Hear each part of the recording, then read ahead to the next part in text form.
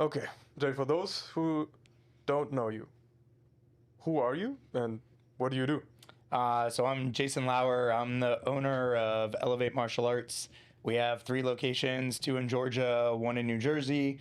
I've been doing martial arts for 25 years, so Taekwondo is my main background, but have done Arnis, Jiu-Jitsu, Krav Maga, Kala, Judo. So I've done a lot of different things. Okay, I didn't know that. Okay, and how long have you been doing martial arts in total? 25 years. 25 years. So you started when you were 16. 16. Okay, well, with your experience, what would you say is like one or the biggest misconception people get wrong about martial arts? I mean, I think it's getting a lot better nowadays. Back when we started, it was, the biggest misconception was it was all fighting. But I think most of the time parents are better educated in today's age and they understand that the benefits of like discipline, focus, respect, confidence all come along with it. So especially more with Taekwondo and karate, where we're in the realm of parents have that idea and it's not just fighting. I think another misconception that a lot of parents come is, oh, if I put my kid into karate, they're going to become more violent or more aggressive, where most of the time it's the opposite because they start learning, they learn that self-control. They learn when to use it, when not to use it, and they know they have that outlet to go to class and hit a bag or hit a board. So they have that outlet to be aggressive out. So that would be my biggest misconception that we still come across today. Okay. Is it true that martial arts actually has that big of an impact on confidence and discipline and stuff like that? Oh, absolutely. I mean, you'll see it with kids. I think one of the things when you start doing research into the confidence, especially nowadays, is kids aren't having to do hard things and overcome those things where they can see, oh, I did accomplish this. That was hard. I wasn't able to accomplish that. And that's where the confidence forms. A lot of times, especially as parents, like I'm a parent of 4 kids, even this week I'm talking to my kids about trying to go figure things out and not have me or my wife have to do it for them, because I understand when they do those hard things, that's when they start having that self-reliance, what then leads into confidence of going, oh, I did do that. I am capable of doing that. And when they have that in the back of their mind, now it's like, oh, okay, I feel a little bit more self-assured. I feel a little bit more self-reliant, and I have that confidence building there. And that's one of the great things about martial arts is they have that tier system of the ranks. And then if you're at a good martial arts school, they're making you earn those ranks. And it's not just I'm getting it because I'm here and I showed up to class. And that's the value of that martial arts. That's awesome. That's awesome, man. What is there a big difference between gaining or changing character traits for kids who start martial arts and adults who start martial arts? I mean, most of the adults are still big kids most of the time. Right. So, I mean, you just deal with, they're at different stages of their journeys. Sometimes you get adults that, I mean, my wife will tell you I'm a big kid too, and she's constantly still trying to train me because I act a little childish occasionally. So my wife is constantly getting on that, and we're never done growing. I think that's one of the main things when you get around a good group or a good culture where it's always that 1% improvement, that 1% growth. It doesn't matter if you're a kid or if you're an adult, that mindset of, oh, I want to get better. I don't want to be the same I was today as I am going to be tomorrow. What's the one thing I can do, whether it's physically, whether it's mentally, whether it's spiritually, whatever it is, that I can try to get better and better. That's the path of growth. And that's what, I love being around those type of people, and I want to be that type of person for our students so that they can see that and they have that value in their life as well. That's awesome. That's awesome. I assume a lot of people also like to do some kind of martial arts to kind of get a break from work, from school, or just for stress relief. Besides martial arts, what would you say is a good tip that you would give to people for stress relief? Doesn't even have to be martial arts. Oh, I mean, you're talking, you can go cold plunge, you can go eating, nutrition.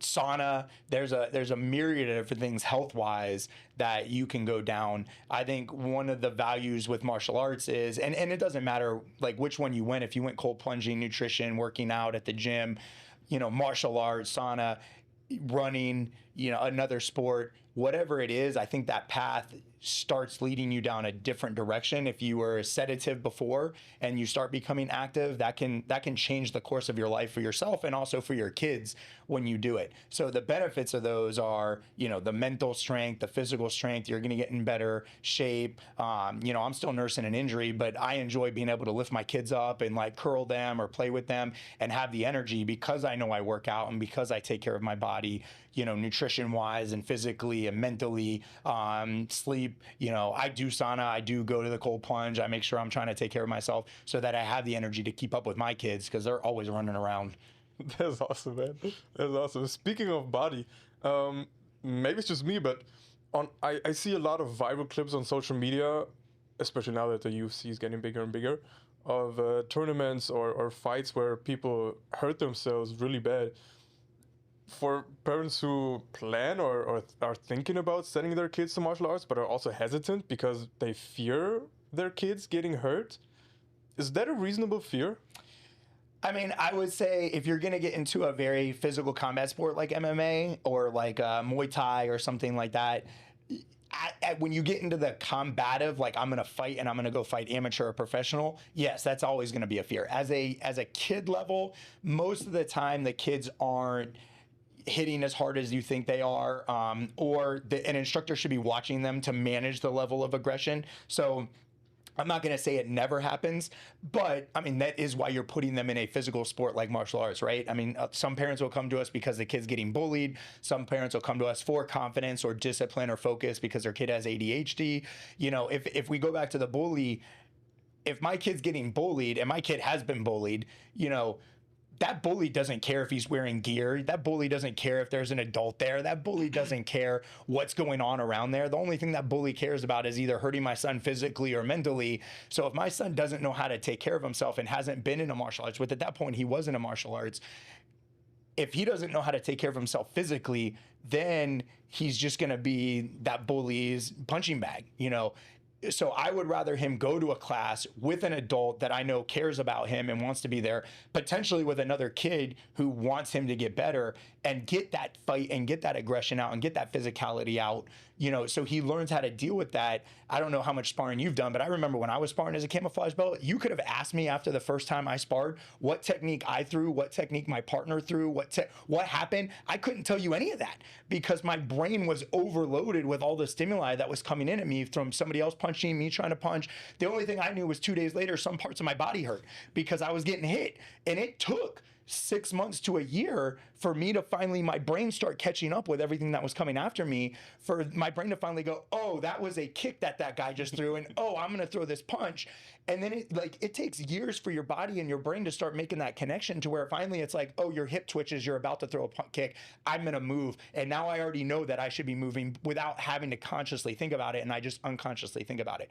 So for that parent that's worried about their kid getting hit, I would say, yeah, it's there, like you're in a physical sport. But if you go into a great school with great instructors, they're going to manage that. Like, I mean, it's risk. Like, if you get in your car today and we drive somewhere, are you never going to get into an accident? No, that risk is going to be a part of driving your car, but you try to minimize that risk by wearing seatbelts, paying attention to your surroundings, like making sure you're not driving intoxicated. Right. Like, we're going to manage that risk. And that's what a great martial artist does, is they manage that risk and they help you to find those things. I mean, I've had parents bring kids with me that literally at 4, 5, and 6, when we told them to gear up, all they would do is cry.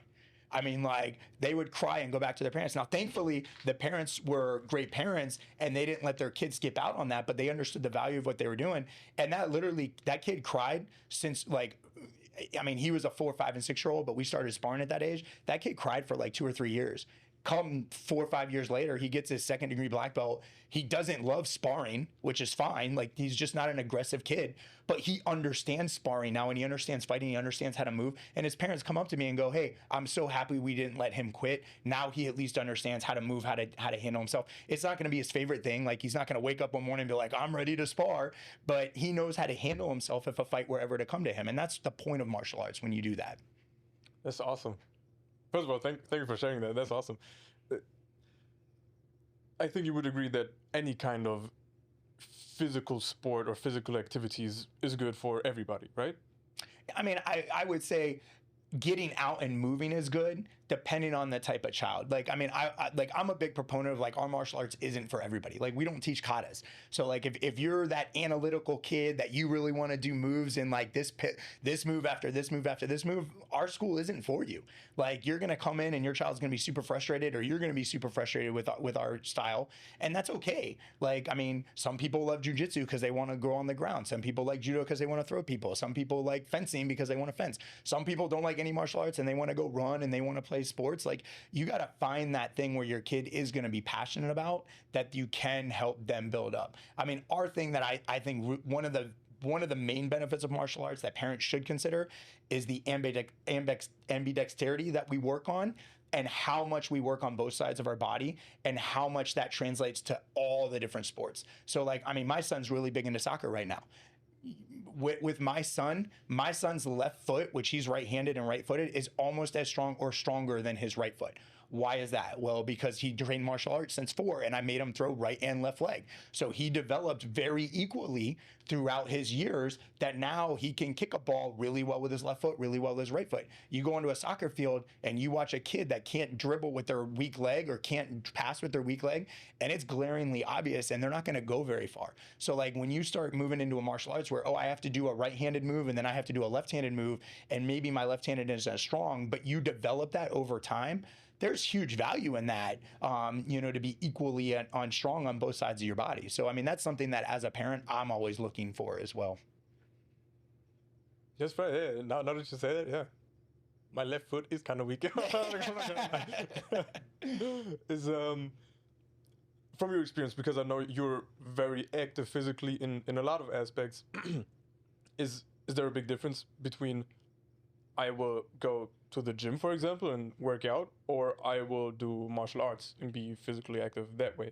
Is there a big difference? I mean, it depends on what your goals are, right? So like, I do go to the gym. I mean, I go to the gym 4 days a week. I do want to lift weights, just for the physical strength. Does that translate to fighting? No. Like, I mean, if you were to go tell me to let's go spar right now, I mean, one of my instructors who's 19 is going to be a lot faster than me. Does he go to the gym? No, but he spars a lot. So those fast twitch muscles are going to be there. Now, I'm a lot older than him, so now I'm thinking long term and not just, short term. I'm past my fighting years. I'm not like super interested in competitive sparring and things like that. I'm more into collaboration and figuring out what I can do to grow. So for me, going to the gym is a great way to build that muscle, because I know muscle is going to burn more fat. It's going to keep me healthier longer. It's going to make me feel good for a long time.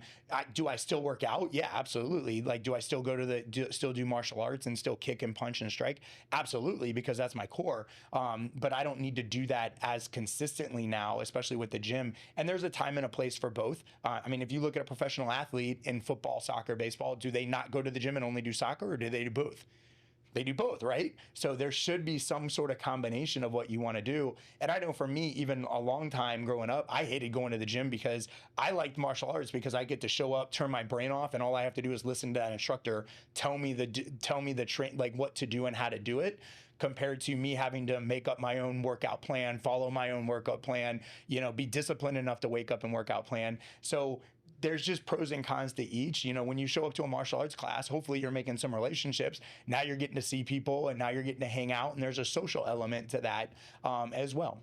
So you would say it's easier to stay consistent with martial arts than with just going to the gym, working out? I think it's really dependent on your personality type. The personality type who is very social and doesn't like to come up with things on their own, or has that discipline to kind of be on their own, martial arts is 100% going to probably be a little bit easier, because you just know, hey, my class starts at this time. I need to be here 5 minutes before, and then my instructor's going to put me through the ringer, and I'm going to be done drenched with sweat, and I'm going to get a great workout. If I have that intrinsic motivation to do it on my own, I can show up at the gym. But I mean, for me, I would say martial arts as a beginner for most people is probably easier than trying to go to a gym, because it's not going to be as technical. You can ease into things, and you can kind of go at your own pace and work up to it, versus trying to do everything on your own at the gym. That makes sense. Okay. Well, for somebody who wants to try out martial arts, what does a typical first class look like at your academy? Like, from the moment I walk in to the moment I walk out?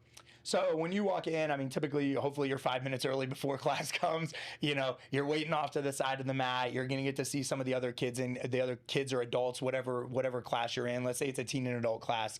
So they're going to be over there waiting. So I'm sure you're going to be more nervous and shy, so you won't know everybody. But once the class starts, the instructor will say line up. For us, we line up by rank in that class. So you're lining up towards the end, and then you're just following the instructor. So we always start with a warm up.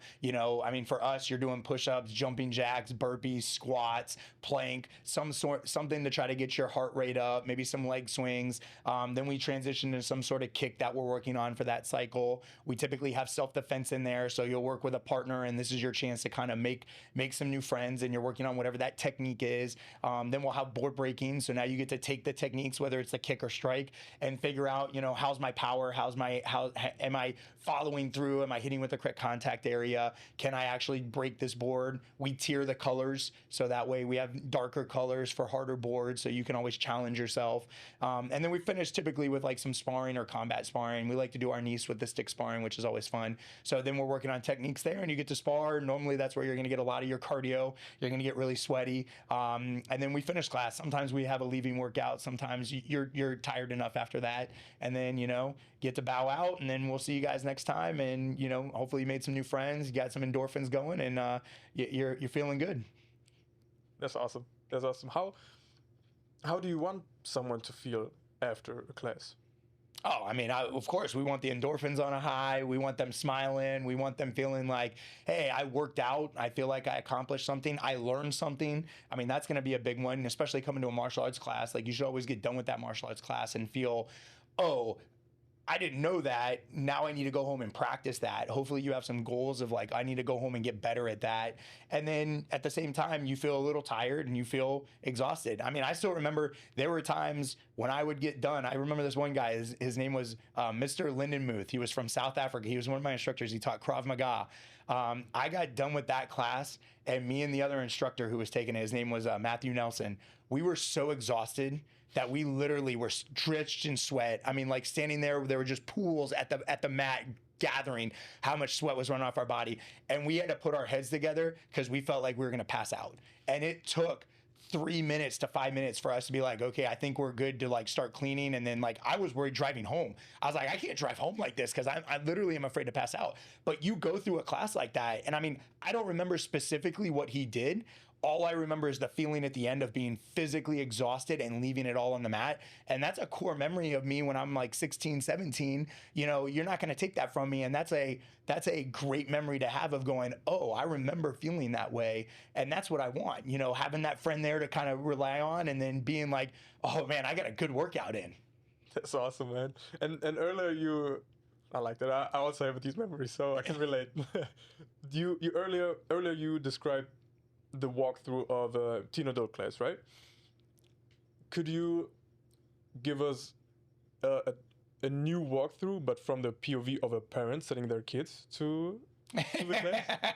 Absolutely. I've done it myself. So, when you walk in, I think the first thing that typically will hit you as a parent is the loudness of the class, because especially when you're, at your house, even for me, I have 4 kids, and there's times before coming here, I was like, my kids are getting way too loud. Like, I feel like I need to walk outside because they're just being loud. But there's a different level of volume when you walk into a karate class and there's 20, 30 kids on the floor key-upping or yelling, yes, sir, or they're playing music and they're all like hitting a clapper pad or hitting that. So as a parent walking in on that, and I know it can be overwhelming, especially for some of the younger kids, you walk in and it's like, whoa, it's a lot of energy. So depending on, are you an introvert or extrovert? Like, extroverts probably walk in there and they're like, let's go. Introverts walk in there and they're like, where's my quiet room? So depending on how you're walking in there, it's cool to see. I remember my first time walking into my karate school at 16, the black belts used to do run jump sidekick over people. So like, one of this black belt grabbed 3 kids, made them like bend over, reach their toes. 2 other people were holding a board, and they ran ran and did a flying sidekick over like 3 or 4 kids. And I was sitting in the audience and I'm like, I have to do that. Like, so like as a parent, you walk in and you'll see some of this depending on the class and what's going on. And you're like, oh man, I'm sure parents are like, I want to try that. But for their kid, it's like, oh yeah, I want my kid to be that loud, or I want to see them stand like that. I want to see them answer that loud. So again, depending on how that parent is and what their expectation is, it can sometimes be overwhelming, but it's cool at the same time. I get that. Okay. And do the parents necessarily also have to participate, or do they just sit on a bench, watch the kids? Kids are having fun. It depends on the class. I mean, we like to get parent involvement. So like for us, parent involvement could be them coming out and holding a paddle for their kids to kick, or holding a big shield for them to kick. It might be practicing self-defense with them, just so the parent, especially with the like 4, 5, 6-year-olds, because a lot of times for them, they need some extra reps at home. So we want them to understand the technique of what we're doing so that they can go home and practice with their kids and get better at them. I mean, I can't tell you how many times over the years though, we'll do like a free parents train for free in like January or like May and June for Mother's Day, Father's Day, and parents will take us up. It's always funny to me because we like to do, I don't know if you ever done the sidekick drill where you like hold onto the counter and you have to hold your foot extended. You know, we do that with the kids, and the parents will sit in the audience and they'll be like, stop dropping your leg. What's wrong with you? Like, it's not that hard. And then the parents come to it the first time and we're like, why are you dropping your leg? It's not that hard. Like, we'll throw their words right back at them. And you don't realize how tough it is just to hold your leg at a full extension. It is. So for a parent to sit there and watch and go like, oh, my kid's not focused, or my kid's not doing this, they don't really take into account, like, okay, let's say I have a 5-year-old. My 5-year-old's brain isn't fully developed. Like, the hippocampus isn't fully there, the prefrontal cortex isn't fully there, and now I'm trying to teach them sometimes advanced, like, coordinated moves that require multiple steps. So for that child to be able to pay attention to you, be able to do that, and then perform it correctly at a high level, especially what that parent thinks, is very difficult. And so you get that parent out there who has a fully evolved brain to do that, and they can't do it. Now all of a sudden they're like, oh, okay. And the grace that they give their kids is a lot better. So I encourage all parents to definitely, like, I mean, if you're not going to train, but at least go and try a class just so you can see what it's like one time. And then you're like, oh, I've walked in my child's shoes. Then I can make that decision. Do I want to keep going, or do I want to, like, this isn't quite for me, but at least now I have more grace for my kid. I mean, there's a couple mentors that I say, most kids that have told us, most kids quit sports and quits karate on the car ride home, because their parents are riding them and they're like, what's wrong with you? Why are you doing this? What's going on? You know, and because they're not supportive and they don't understand, the kid already feels bad or something happened. And instead of being that, like, just parent and being that friend for them to go like, hey man, I understand it was a tough class, you didn't get that technique. They're riding them and like, why'd you mess that up? Why'd you mess that up? Or, oh, you know, and the kids get discouraged because now they already feel it. You know, you can tell the kid that walks out of class, and maybe you had a particularly tough class. Maybe it was a sparring and you got punched or kicked, or you just got beat up by somebody and it wasn't a fun class. Like, we've all been there. Yeah. And now for mom and dad to like ride into me too, it's like, I already feel it. Like, I don't need you to do that. And that's where a lot of times the kids want to quit. So like, we encourage parents to do that so they understand that. So now on the car ride home, it's, hey bud, yeah, that was a tough class, man. I saw it. Like, you got punched in the face a couple of times, or you got kicked really good. You know, how you feeling? And now we can have a conversation. It's not me riding you. It's me like being more relating to that, because I understand. Yeah, I also think that's very important. I remember when I started, I started with capoeira. That was the very first martial arts I ever did. And I really never wanted to do it. Like, I never wanted to do it, but I started when I was, I think, 4 years old. And my mom, she always pushed me to go. She always, on the ride home, we always used to ride the bus home. She always talked to me about, like, how was it? Like, everything, like, how do you feel right now? And I totally agree with you. Like, that was so important for me as a kid, and it has set such a big foundation for me for everything else that I did after, especially transitioning into when I became a teenager and even when I became an adult. So I totally agree. It's so important. Do you often, or what's the typical differences that you see visually from a kid that walks into the first class and at the end of their class? Oh, Just their first class, or like the end of the journey to black belt? We will also get there. Just the first class. Just the first class. So we typically, and like especially a white belt class, when they do that, we let them break a board at the end of class to get their belt. Like that's kind of like the ceremony we do for them to earn their official first white belt. So by the time they walk in, you know, they're nervous. They don't know what's going on. They're just trying to follow along. They get to kick to by the time like we call them up to do their front kick for their board break, you know, their arms are up in the air. They're super powerful. Like they feel like they just like climbed Mount Everest and they're sitting on top of Mount Everest, you know, doing it. So it's cool to see that in that short time span. And then, I mean, transitioning to over the course of the years, you know, it's different. And I will say the parents that understand the value of going through the valleys are the ones that help their kids stick with martial arts a long time.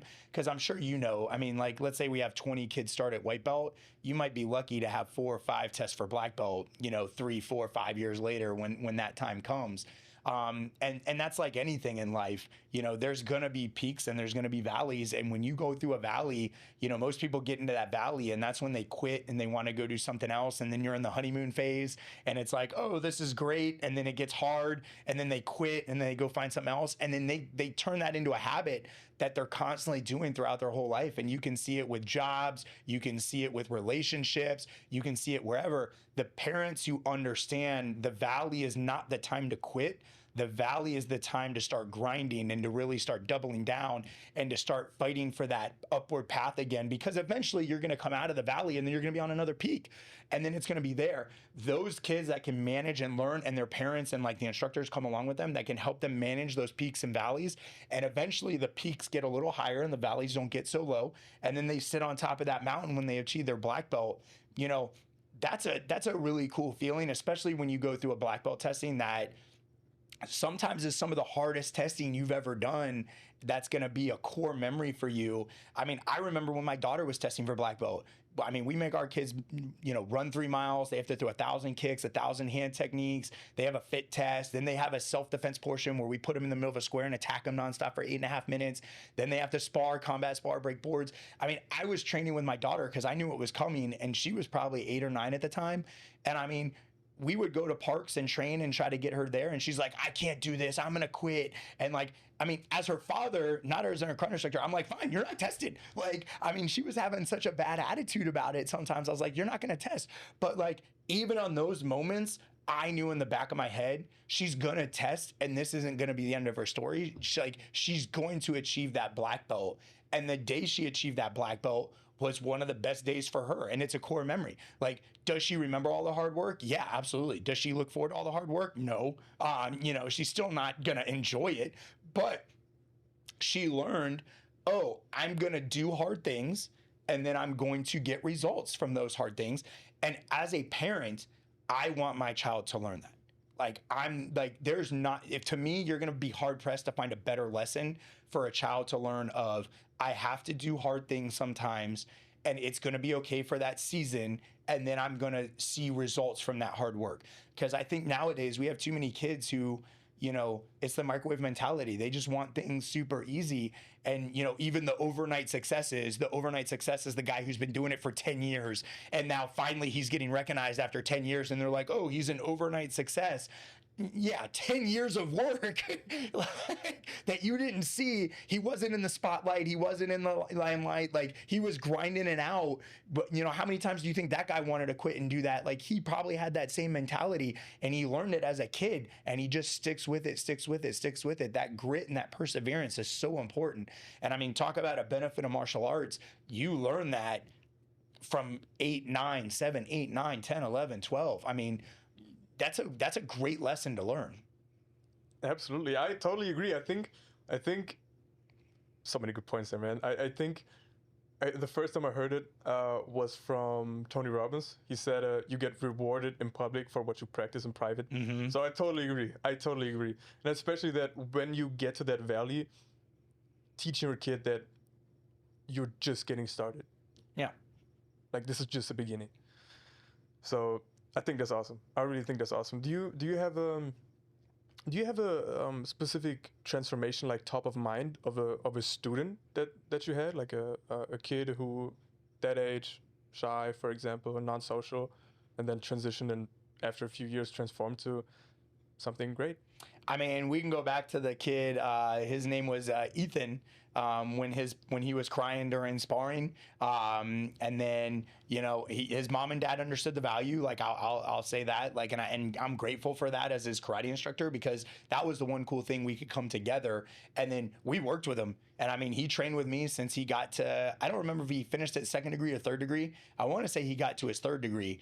So I mean, he trained with me for 7 to 9 years, and coming out of that, he was a different kid. Now, granted, he basically grew up. I had him when he was 5, and then now he's 10, 11, 12. I mean, he went on to do soccer, and he went on to do other things, and I still run into his parents all the time, and they still tell me how forming that was for him going through that. And I mean, for as many as I can remember, there's probably hundreds, if not thousands more that they'll tell me. I mean, one of the things we love doing is at our black belt testings, we make the parents write us a letter of recommendation for their kids for black belt, and we can really see the difference on those. And I will say probably the best letters are when a child goes through a no change from earlier, like at a brown belt or a red belt, and they didn't get a belt because the instructors were like, hey, you're not quite ready. And they had that option to quit, or they had the option to double down and like come back stronger. And the next test they come to, they just crush it. Those are the best ones we have. And I've had those countless times over the years where a parent will come to me, because you never, like as a parent, you never want to see your kid fail. Typically, I mean, I think for me, like I want to see my kids fail. Like I want to see my kids struggle, because there's so much more life lessons in that struggle and that failure than they're ever going to learn from succeeding all the time. Like if it's done properly and right. And when those kids go through that no change, I mean, I could probably tell you 90% of the parents will come back and be like, that was the best thing that ever happened to my child. Because now they're like, oh, this is for real. Oh, I do have to find a different gear. Oh, I can't just show up and have, I mean, we're very big right now about talking amateur versus professional. Like I can't walk in here and do an amateur, effort level and think I'm going to get a professional result. I have to treat this like a professional. I have to come in here and really give it my all. I probably need to be practicing outside of class. Like I have to be reviewing what I need to work on and going and working on that so that I can come and get the results I want. And the first time you don't get the results you want, it sucks. I mean, like, and I tell kids during testing, I'm like, look, you're going to be upset, and that's fine. Like you can cry, like that's normal. Like I want you to be upset. I want you to be frustrated. I want you to be angry. Like whatever the emotions are, they're not going to be positive emotions, and that's okay. The one thing I don't want you to do is quit. Like you need to get back to class on next Tuesday or whatever the day that you come to class is the following week, and you need to be in class. Like you need to get back on the horse, and then you need to get back with your mind right of going, oh, I need to practice this. I'm going to get better. And the kids who do that, you can see the confidence come, and you can see them really start turning a corner, and they get a different mentality. And that's the cool thing to watch, is that mentality get in them, and then they have it for the rest of their life. That's so awesome. Can you go back again to what you're trying to teach the kids outside of martial arts on the mat? I mean, so for us, our oath, I would prefer you to be able to, our oath is, hey, we promise to give 100% effort, to treat others with kindness, to show respect to everyone, to eat healthy, to grow my mind, to strengthen my body, and to, I did that out of order, and to give 100% effort in everything I do. Those are the type of things we want to see. Like for me, I mean, if you hit on those, okay, like I'm taking care of nutrition by eating healthy. I'm taking care of growing my body by doing some sort of physical workout. I want to grow my mind. I think I read a study one time that after, I forget if it was high school or college, it was some astronomical 75, 80% of those kids never pick up a book again. Like it was a high percentage of people that when you get done with either a high school education or a higher level education such as college, you never pick up a book again. To me, I was like, that's a failure on our educational department. Like for me to never want to pick up a book and never learn anything else again is not good, you know. I mean, and this was pre-YouTube. So like, I mean, it might be now that they're just all on YouTube and they're learning things, but most of the time people on YouTube are watching Mr. Beast, or they're, you know, watching, you know, Ninja Kids, and they're just being entertained and they're not creating. You know, so with us, going back to our oath, if you're thinking about our oath, like, okay, I want you to go out and I want you to give 100% effort. I want you to go out and I want you to treat other people with kindness. I want you to show respect to people, like open the door, like be kind to people. For me, that oath is what we're trying to teach. And one of the powerful things of saying that every day, especially when they come to class, is the power of words is very powerful. Like spoken words out loud. So when they can say it constantly, over and over and over again for years, you know, you see them, especially the kids that are like, as they get older into their teens and they really start thinking about making this a lifestyle, you can see them start embodying that. And the cool thing is I got a bunch of teenagers like on my staff right now that are, I mean, and young adults, you know, so between 18 to like 24, and we'll talk about these things. And you'll see those 18 to 24-year-olds start making different choices that their peers are not making anymore. That they're, you know, their peers are going out and they're partying and they're going to the bars and they're doing stuff. And our 18 to 24-year-olds are going, hey, I teach this. I better live this. Like, and you'll see them start making better decisions because of it, constantly doing that. And that's the value of like, I want to get them when they're young, so I can get that mindset instilled in them. And then if they come to me later, I want to be the right example to show them of like, hey, this is a different path. Like, let's go this path and let's really show you the right way to live through the rest of your life. I love that. Yeah, I actually also took a photo of the oath. I love it. It's so good. It's so good. Yeah, language also creates meaning. So I think it's also so important that you really emphasize the words that the kids say. And one thing I do want to also ask you is, I think I just recently heard it. If you want to change your life, change your environment, why is, especially for martial arts, why is the mat such a valuable environment, especially for kids? So have you ever heard the saying, you're the average of the 5 people you spend the most time with? Of course. Yeah, so it's the same concept, right? You know who James Clear is? No. So James Clear wrote the book Atomic Habits. Oh yeah, of course. Yeah. So Atomic Habits. In that book, he does the chapter on Q. And he talked about the people that would serve in Vietnam, and this is kind of the value of that environment, right? So the people in Vietnam were getting so used to doing coke over at Vietnam that like when they were coming back, the VA was very worried about them constantly doing that. And what they found, percentage-wise, there was a 50 or 60% that as soon as they came back from Vietnam, they went cold turkey, never picked up coke again. Why? Because the whole environment changed. Where before they were in the barracks with their buddies working out or like not like having nothing to do, and now they're doing coke because they're bored and they're sitting around waiting it. As soon as they get back home, all that environment was totally different. Now they're in a different space, they're in that, and they've done studies on people that come out of rehab centers, and they say there's a higher probability if you come out of a rehab center and move to a new city that you will not relapse compared to if you come out of the rehab and you go right back into the same environment. Because your friends are all there. You have memories of, oh, I did that at that street. I did that at that street. So all the cues are the same. So now it creates the craving. So when you're on the mat and you're around people that are wanting to be better, and obviously, if you're doing martial arts, you're not doing martial arts because you're lazy and you're sitting at home eating a bag of Doritos. You're doing martial arts because you physically want to be stronger, you mentally want to be stronger. Like, maybe you have some issues that you're trying to work out, like you want to learn how to defend yourself. Like, the people that are doing martial arts on a whole, typically are trying to change their life and go into an upward trajectory of some way. So if I'm around people that are constantly trying to make an upward trajectory, what's going to happen? Like, now I'm eventually going to, I might catch a tailwind of somebody's tailcoat, and I'm going to start getting dragged in that direction. And that might be the small catalyst that's going to help me eat better, Okay, that's going to be the small catalyst that I'm going to, like, confidence is starting to improve. I'm going to start feeling better about myself because I'm physically working out a little bit more. You know, all of a sudden you're getting this positive snowball going, and it's just going to keep snowballing, and then it's going to get bigger and bigger compared to, you know, the negative toilet bowl swirl when you make negative decisions, and it just keeps going down. You know, that power of those habits can work positively or negatively. In this case, being around people that are making, by and large, a better decisions, you know, because you can see they're trying to physically work out, they're trying to mentally get stronger. That's going to change your life for the better as well.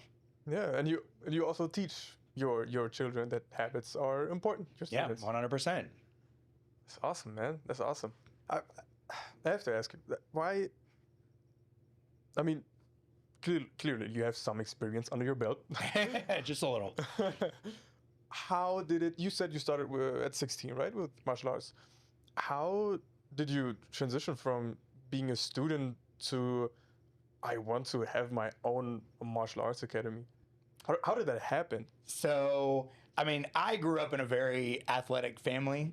So, like, my mom and dad, when I was growing up, they did softball, basketball. Like, I mean, most of the time it was softball. So, like, when I was younger, I have two younger brothers. We grew up in a softball field watching my parents play softball. So, growing up before, it was, I did basketball, I did baseball, I did softball, or I did soccer, I did flag football, I did golf. My grandparents were big into golf. So, like, I did a lot of sports, but I enjoyed reading, like, science fiction books. So, like, in there you have knights and you have, like, all those things. So I always wanted to learn martial arts because, I mean, I love Ninja Turtles and I love Power Rangers as a kid. So you watch that stuff and you're like, oh, I want to do it. So coincidentally, at 16, my best friend at the time invited me. And, like, again, you want to talk about, like, not having confidence. By nature, I'm a little bit more of an introverted person. So I walked into that first lesson. I didn't even go on the mat. Like, that's where I sat, and I saw them doing run jump side kicks, and I saw what they were doing, and I was like, oh, I got to try it. So then I tried a class with my friend, and then I ended up signing up. I was like, I want to do this. And, I mean, I will say my parents did one thing that was very smart because I was 15, 16 at the time. They're like, and both my parents are school teachers. So they were like, well, if you want to do this, like, we really can't afford to pay for it, so you got to pay for it. And so, Wow. like, they made me go get a job. So, like, I literally would leave high school, go work in an after school program with my mom, where my mom worked at the school, work after school to make enough money to pay for my karate, and then leave after school and go to my karate classes. And because I was paying for it, I was like, well, I'm going to get my money's worth. So the joke was, growing up, if my mom wanted to find me, because, like, I mean, I had a pager at one point, but, like, we didn't have cell phones, my mom would call the karate school. And then eventually I was there all the time, and you just get to know the instructors, you get to know the people, and then I would be like, hey, do you guys need help cleaning? Do you guys need help doing this? And eventually I was doing that for so long, kind of volunteering. My instructor was like, I love this guy because I don't have to pay him. But finally, my instructor was like, hey, do you want to get paid to do this? I was like, get paid to do what I'm already doing?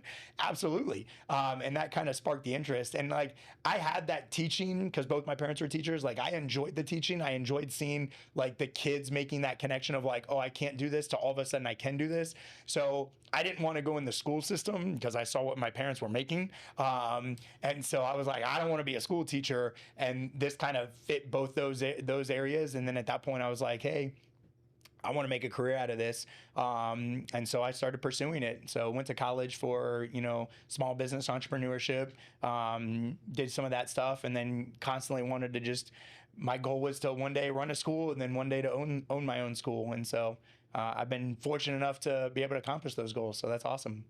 That's so cool, man. It's very inspiring too.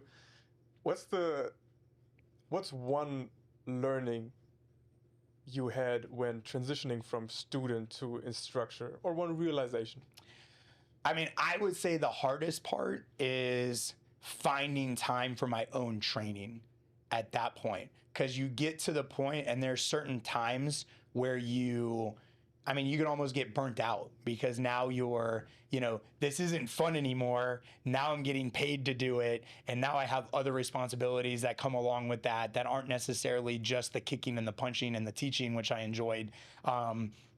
So, I mean, you're dealing with sales, you're dealing with marketing, you're dealing with people want to quit, you're dealing with the whole echelon of everything that comes along with that, and not just I get to show up and teach and have a good time and I'm not worried about that. And that was more like my experience. I realized some people just get to show up and teach, and that's kind of great, but it's also hard when you're there 6 days a week. At some point it is going to get stale and you're like, I don't want to be here, like I want to go do other things. So finding that balance of, hey, I love martial arts, I love karate, I want to teach, but I still have to find time for myself to train and do those things. And that's where I think for me over the years, I have such a diverse background, is because like my main background was Taekwondo, but then it was like, okay, Taekwondo Krav, and then it was like Taekwondo Krav, oh, let's add Judo. Okay, now it was like, oh, Jiu-Jitsu, oh, Arnis. So you're still doing the baseline, but now I'm able to like see other styles and be like, oh, that looks cool. Let me go train a little bit on this, and let me go train a little bit on that, and take some of the things back and then bring it to my own students to incorporate in. That might be a question that only I want to know. But what was more difficult? Becoming a black belt or becoming an entrepreneur? Well, I mean, I became a black belt at like 17, 18, so I was young and dumb and cocky. So like, I don't think the 17, 18-year-old me, the 17, 18-year-old me would be nowhere near ready to be an entrepreneur. So I will say, I don't know, it's different. Like for me, when I became an entrepreneur, I probably waited too long. And I mean, that's kind of like the story of my life. Like I'm always like overly prepared sometimes in certain things.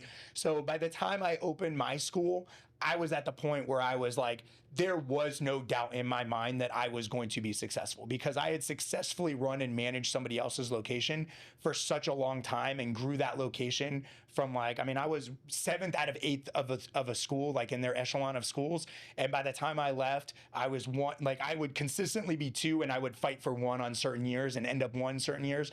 So like I knew at that point how to create culture. I knew at that point what the finances look like. I knew at that point what the marketing schedule looked like. Like I knew at that point how to talk to people. I knew at that point how to take a class of 2 or 3 kids to make it to 4, to then make it to 8, to make it to 16. So like I had such a good foundation of running somebody else's school that by the time it was for me, it was to go to the entrepreneurship journey, it was like, okay, I know how to do this. I think the one challenge is more, which I enjoy because I'm a problem solver, is all the different problems that come up, and you're constantly going, okay, what's the solution? How do I figure this? What can that work out? Who do I need to talk to? I'm very big on, who, not how. And like, I don't think I'm the smartest person in the room. In fact, I don't want to be the smartest person in the room, because if I'm the smartest person in the room, there's a problem in the room.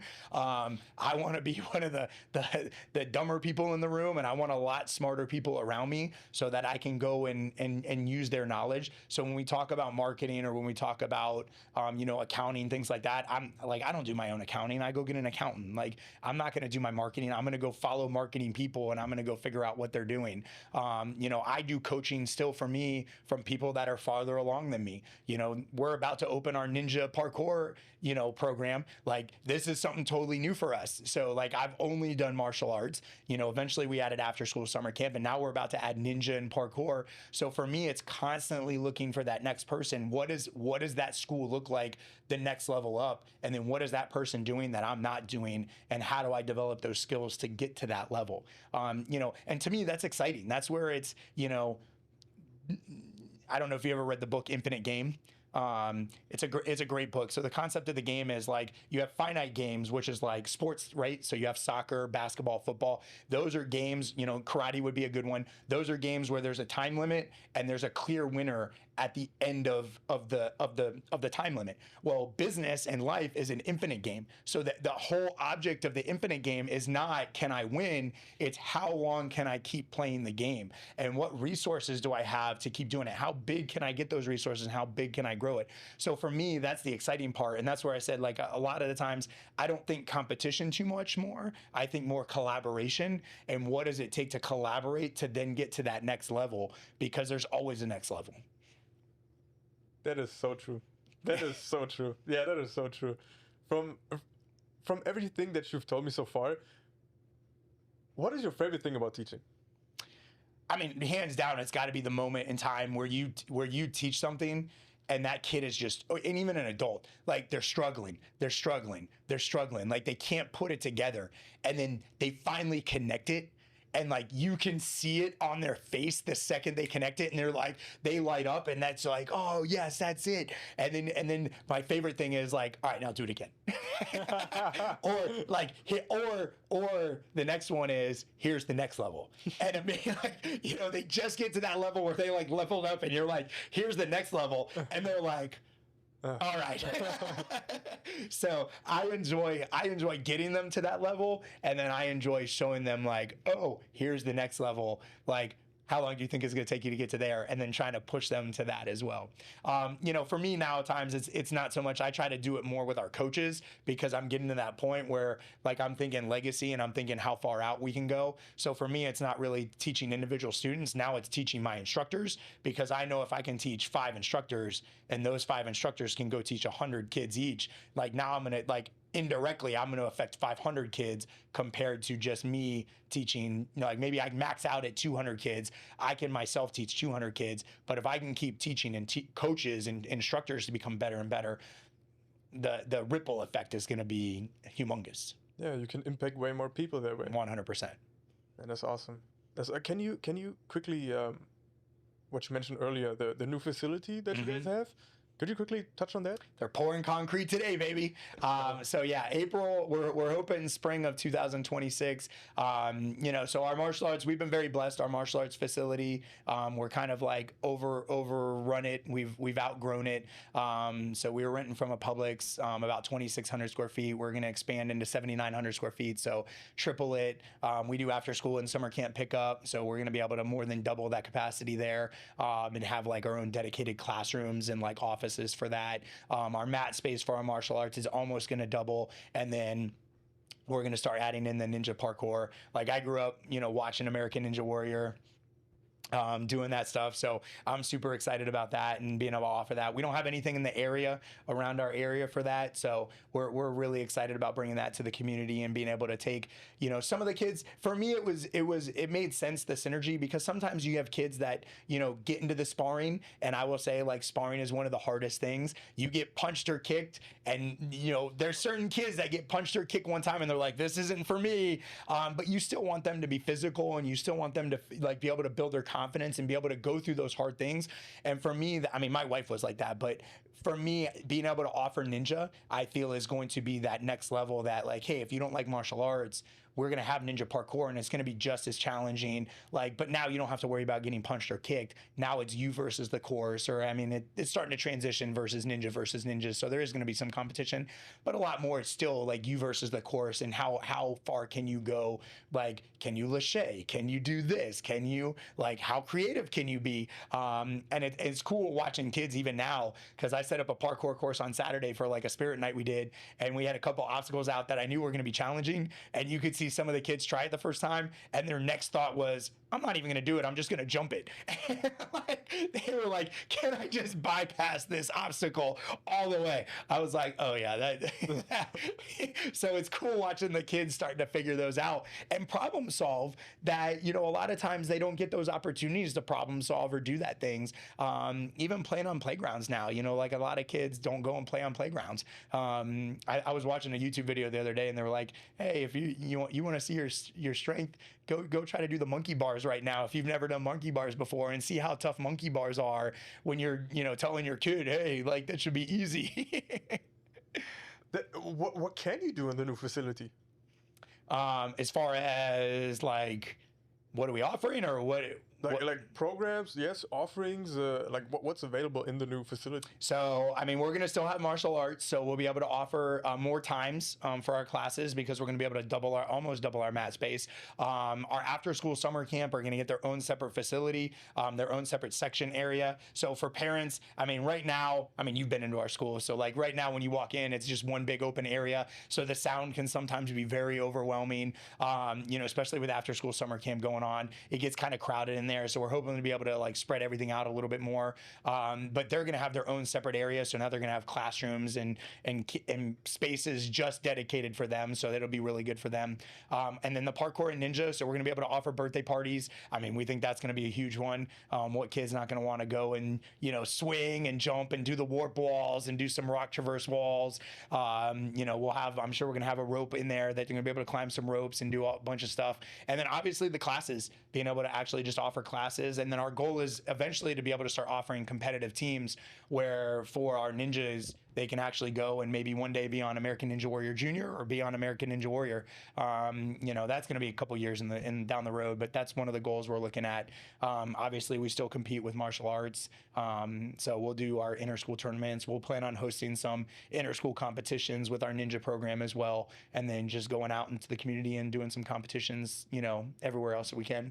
That's awesome, man. That's awesome. What, you know, I feel like having your own academy is like having your own playground. Right?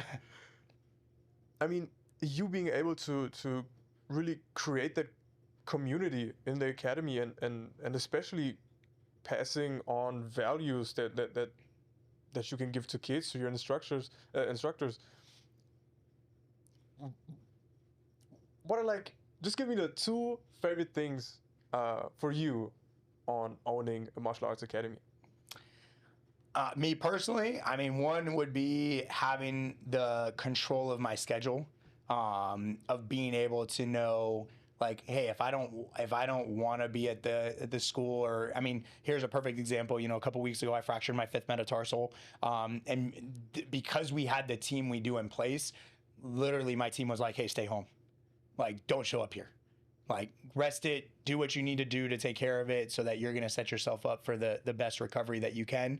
So for me, having a team in place that knows they're good and I'm just there as support to allow me the freedom to do that is one. And then, I mean, the second thing is, yeah, the difference we make in the community, one for the kids, but also for the people we employ. I mean, we bring in some great coaches and we're able to provide good livelihood for people on our team that, you know, they get to do what they love and they're making a difference the way they want to make a difference, and they can still do it at a high level. So, you know, those are areas that I love doing. I mean, one of my goals when I started opening my own school was, you know, and this is a forever goal. Like, this is a goal that probably will take me the rest of my lifetime, but I want to help 150 entrepreneurs open their own school and experience that joy of school ownership. And that's, you know, what led me to open our other 2 locations. I have a business partner in New Jersey, and I have a business partner in Woodstock, and, you know, watching them grow and watching them be able to, you know, get to the same level and be able to have that lifestyle of like, hey, I get to make my own schedule. I don't have somebody else tell me what to do. How many people go to work in the country and hate what they do? Yeah. You know, I get to go to work and love what I do. Like, that in itself is a joy. That's so cool, man. That is so cool. Can I quickly touch on your personal journey in martial arts? Mm-hmm. Because I've heard so many insights on that, but what did it feel like when you got your black belt? So mine was I will say mine was fast. I mean, I figured. Yeah. I got my black belt in 1.5 years. So, which is not typical. So, I mean, I was 16. I was training 6 days a week. I would do an hour karate class 6 days a week, and then I would do 3 days a week of 1.5 hours, or I think it was another hour Krav class. I think it was an hour. So, I mean, I was training, you know, 9 hours a week between the different martial arts. For me, even growing up, it got to where, like, I had to go to my instructor and I was like, hey, man, I'm going too fast. Like, because he tried to accelerate me through everything just because, like, I was driven. I knew what I wanted to do. But so getting that black belt, I would say, was kind of bittersweet. You know, from what I remember, I was prepared for the test. Like, I knew I was going to do well for the test. Like, that's just kind of my personality. I make sure I set myself up for success. But I enjoyed, you know, getting it. I mean, I felt like that accomplishment of here, but it was also that accomplishment of like, okay, I'm here because I'm going to teach. So it was, I would say some of my other black belts have had a little bit more meaning just because it's been, you know, I had more time to reflect on my journey and really kind of appreciate what was going on at that point in time. Did you have a favorite belt? I mean, I have a favorite belt right now that's nice and broken in. I love my belts when I get when they feel like a soft like pillow that you've slept on and everything's just the right contour. Like those are my favorite belts. But it takes a couple of years to get to that. Those new ones that are just stiff, I'm like, oh man, I don't want a new belt. I would say, I mean, maybe my fifth degree, just because in my style as it was the first time our style was like form, sparring, board break, and then if you had to break your boards in order to progress, like to get your belt. And that year was the first year they were like, all right, we're gonna do a scoring system based off of it, and you just have to have a certain score. But the certain score was if you didn't break your boards, you had to be perfect on form and sparring. So like basically it was like you either break your boards and you get a little leeway here, or you don't break your boards and you don't have any leeway. Like you can't mess up there. And then they did like a fit test at the end. So I remember going through that test and I did a tornado axe kick. So, and I did it on my weak leg, because on my strong leg, I would over rotate, and I knew I would over rotate going into it. So my other two were like, I did two hands and another kick, and like the other two I destroyed the first time.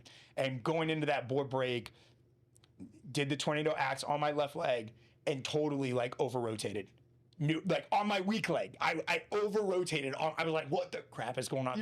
You knew before it. Oh, I know. As soon as I threw it, I knew it was wrong. Like as soon as I missed, I knew it was wrong. Like, and like, I was like, all right, the adrenaline was just pumping. And I was like, all right, you got to calm down. Second time, did the same thing.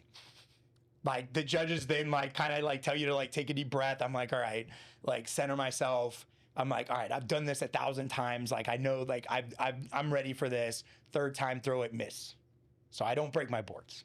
So I'm like, oh man. Wow. So I don't break the tornado axe. I break 3 on the first try and I miss the 4th. I don't break the 4th board at all. So then we have to do a fit test. So now we have to go in and it's like a minute of push-ups, a minute of sit-ups, like a minute of punches, a minute of kicks, a minute of combinations, and it's scored. So I'm like, all right, well, I gotta go I'm gonna go crush this fit test right now, because like I'm gonna leave nothing out on the table. And so I go and like I'm not gonna be pity on it. Like if I don't pass, I don't pass, but I'm gonna put my best effort forth. Go and crush the fit test. Like I'm like going all out. So we don't get results that day. We got to wait. So like I have to wait like 2 weeks or so. And so like going on, like in my mind, I'm like, I failed this. Like our testing is in like June, July. I'm like, I'm going to have to go back in October for like this big test again. I'm going to have to travel somewhere. And finally my instructor calls and goes, hey, you passed. You got a perfect score on form. You got a perfect score on sparring. And you passed because it was the first time you did this. No way. So I was like, I got my belt, not breaking my boards, but in my mind, I was like, I failed. Like, I mean, I'm retesting. Like, I know I'm retesting. So kind of the knowledge of like, oh, okay, that's the reason I busted my butt. Like, cause I trained very hard for my test. So like, I knew walking in, I spent a lot of time on form. I spent a lot of time on sparring. And then like, you know, I knew what happened on board break. It wasn't like I didn't know what's happened. I couldn't pull it off that day. Coincidentally enough, on our YouTube channel, Skill Mastery, there's a bloopers reel for axe kick. So it is. Yeah, there's a bloopers reel for axe kick, and not even the tornado, just normal axe kick. Because like there was one day we were filming axe kick, because trying to teach the kids how to do it, and I must have missed it. I mean, out of 15 attempts, I broke it 2 times. I mean, like it was just horrific. Like, I mean, those 2 you could have might as well said they were a mistake, because like I got lucky those 2 times. I mean, hitting people's fingers, hitting the side of the board. I mean, so the bloopers reel is up on our Skill Mastery channel, and it's just like I still laugh about it this day. You know, and we spliced it together because I broke it one time and I looked like right at the camera and I was like, and that's how you do it. And it was just like everybody started, the cameraman was laughing because this was after like 10 misses, and I just delivered it with such confidence that he was like dying behind the camera, and I started laughing because I was looking at him, and it was just nuts. It was so funny. But yeah, that's up on our Skill Mastery channel, so you can go check that out, and it's quite funny. And the channel is called Skill Mastery? Yeah, Skill Mastery. Yep. I'm gonna check that out. Yeah. I'll check that out. That's funny. Wow, yeah. I guess you do have some experience under your belt, yeah. Okay, very quick.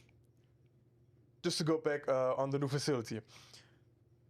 You do have like a grand opening for the new facility, right? Yeah, we're definitely going to do one. I mean, the goal is once we get the Ninja rig up and installed, we're going to do like an Elevate Family Day. So we're going to open it up to all our current members, and they're going to be able to come in and just play on the rig and like have time to experience it for the first time. Let the coaches kind of watch and see, and then we'll do a big grand opening. We're going to do time slots and let everybody sign up because we're going to limit it to probably, I don't know if we're going to do 16 or 24, but there'll probably be like 16 or 24 people in an hour, and it'll be totally free. The community will be able to come in, sign up for the time slots, and get on there and just start playing around for an hour. Of course, we're going to have specials. So we're actually running a Black Friday special right now. We're doing 15% off our memberships, off our monthly tuition for life as long as they're a member. Wow. So they can sign that up on Black Friday. So we have people that are already interested in that, and then that day we'll probably do like 7 to 10% off if they sign up on a membership for anybody that signs up that day. That's so cool. Yep. Roughly, when will that grand opening be? We're hoping spring 2026. It'll be somewhere between like April and like probably mid-May. Somewhere in that time is when we're like good to go and we're opening. Okay, that's cool. That's cool. And I just curious, you also, I think just recently, you also do something with parents or coaching or kind of teaching parents to be better parents or to do better parenting, so our something like that. Yeah, our Elevate Me courses. So Right. yes, so we have some business partnerships, and I do them occasionally. Again, this is always the 1% growth. One person I learned from is Melody Johnson in Skills University. So I've gone through a lot of her courses, and now we're taking some of that curriculum and bringing it back to our parents. So we're talking about mentor skills, we're talking about brain biology, we're talking about parenting styles. So we're going to go over that. I did that with some of our local elementary schools. I've done it in our own courses. Everybody who's done it has been like, oh, this is awesome. I've done one for the NAMAR, the North Atlanta Real Estate Association, essentially. So I went and talked about stress and how it affects the brain, and especially for realtors and what goes on and how to kind of combat some of that. So yeah, I got another one coming up December 2nd in one of our local elementary schools. We're going to be talking about parenting skills and just what does it look like to be a better parent, and some of the patience, the edutainment. There's like 8 different skills that we're going to be going over and rating ourselves and what we can do to get better, and how we can relate that to our kids and what we can do to become a better parent and be more involved in me, help them to become the best version of themselves as well. That's awesome. The reason why I'm asking so many questions about this because I truly believe like the kids are the future, right? Yeah. The kids are the future, and that's why I think it's so amazing what you do, especially in your academy, and the magnitude of impact that you're able to have on so many, not only kids but also people who then have impact on their kids. So if you won't be able to, today's your last day, okay, let's not hope for it, but today's your last day. One thing that I've picked up from everything that you said is if you want a higher quality of life, raise your standards. That's what I've gotten from everything that you've said so far, and I think is amazing. Could you, like, your last message for all the parents, how do I raise the standard for my kids? I mean, I would say you got to hold yourself to your own high standards is where you're going to go first, because your kids are mini yous, right? The kids don't really listen to what you say. They watch what you do. For instance, like I started going to the gym, a while ago, but like I started consistently going to the gym. I was always working out and in relatively good shape, but like I made a purposeful decision of like, oh, I'm going to start going to the gym consistently. And now my 13-year-old son is coming to the gym with me 4 days a week. And we get up, he's up at 6:55 in the morning to come with me to the gym to get back home by 8:30 to then get ready for school and to like do his schoolwork. Now we homeschool, so that gives us a little bit more flexibility. But the cool thing is my 10-year-old daughter now is counting down the days till she turns 13 to then come to the gym with us. So stuff like that, where it's like, as a parent, I would say I mean, it's the age-old saying. I don't remember if it was John Maxwell who said it, but it was like, oh, if you want to change the world, you don't start with the world, you start with yourself. Because if I can change myself, then I can change my family. If I can change my family, then I can change my community. If I change my community, then I can change my town. If I change my town, now it's just going to start rippling, rippling, rippling, rippling. And then eventually you're going to change the world, you know, but it starts with myself. So if I have a message to parents, I would say, hey, be who you want. Like, don't tell your kids who to be, show your kids who you want them to be. Like, if you want your kids to have more patience, you got to demonstrate more patience. If you want them to, you know, be more physically fit, you have to demonstrate them. What does that look like? If you want them to have better nutrition, you have to demonstrate that nutrition. Like, because I mean, kids are smart. Like, I mean, my 4-year-old right now, my 4-year-old says things to me that I'm like, girl, like, what is going on? Like, she says things to me and she's picking things up so fast that, like, I know I have to be the great example for them so that and look, I'm like, nobody's perfect. I'm not saying that. Like, you're never going to be perfect. Are there times we have to apologize? Yeah, absolutely. You know, like, me and my son are still kind of arguing about something from yesterday. So, like, we have to go back and we have to go kind of hash that out. And that's going to be a part of it. But if you're honest and your kids can see, like, you're legit trying to do this, and you apologize when it's like your turn to apologize, and they can see, hey, you're human. Like, my goal is, I want to be able to tell to my parents that I'm a better parent than them. And I want them to be proud of that. And my goal one day is for my kids to walk up to me and go, I'm a better parent than you. And for me to go, yeah, buddy, and be a fist pumper, give my girls a big hug and be like, I love that. Because if we're constantly getting better and their kids are getting better, I mean, we've changed the trajectory of our generations to come. Like, I would love for my grandkids' lives to be exponentially better than my kids' lives. You know, and that's because they're better parents and they had better parents than what like how me and my wife were raised, and they're going to raise their kids better than us, you know, because they're going to see things and they're going to make different decisions, and hopefully they're, you know, on that upward trajectory the whole time. Thank you for sharing, man. Yeah. Thank you for sharing. I feel like we've covered quite a bit of ground here. Yeah. Awesome. Everything. Awesome. Is there anything else that you want to cover? No, I mean, I appreciate the time. So it was a pleasure getting to talk to that. You know, I love being able to talk about the passions we have about making a difference in our community, and hopefully that comes across. And I can't wait for this next journey of what's going to look at. And, you know, I'm super excited about the future and seeing what's going to be in 3 to 5 years and how much